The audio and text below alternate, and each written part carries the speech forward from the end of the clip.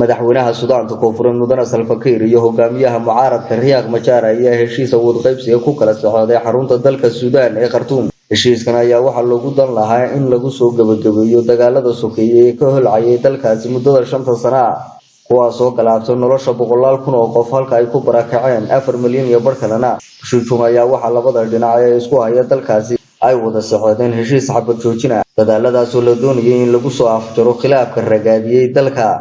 hase ahaatee markiiba waa ay burbureen. Tani waa tallaabo ay hore u qaaday Suudaanta Koonfureed waxaana ku heshiiyay laba nin oo loolan adag u dhaxeeyay waa madaxweyne Salva Kiir iyo hogaamiyaha mucaaradka ee Mudane Riek, kuwaas oo ku tarshaday inay si wada jir ah ugu shaqeeyaan dadka reer Suudaanta Koonfureed. hogaamiyaha mucaaradka Riek Machar ayaa dib ugu laabanaya xukuumadda isagoo noqonaya madaxweyne ku-xigeenka koowaad ee dalkaasi. heshiiskan ayaa ogolaanaya in madaxweyne Salva Kiir ay wasiirada badankoodu dhankiisa ka iman doonaan. wasiirada inta soo hadhayna waxaa loo qaybin doonaa xisbiga Riek Machar iyo mucaaradka kale ee yaryar ee ka jira dalkaasi. midkan markii qalinka lagu duugay waxaa afaafka hore ee dhismaha shirku ka socday soo buux dhaafiyay kumanaan dad ah oo u dhashay Suudaanta Koonfureed waxaana ay ku dabaaldegayeen banaanka hore ee dhismaha. si kastaba ha ahaatee weli waxaa jira wada xaajood adag oo soo food leh waxaana la isu keeni doonaa xogag loolan adag iyo dagaal u dhaxeeyay oo la doonayo in laga dhigo hal ciidan.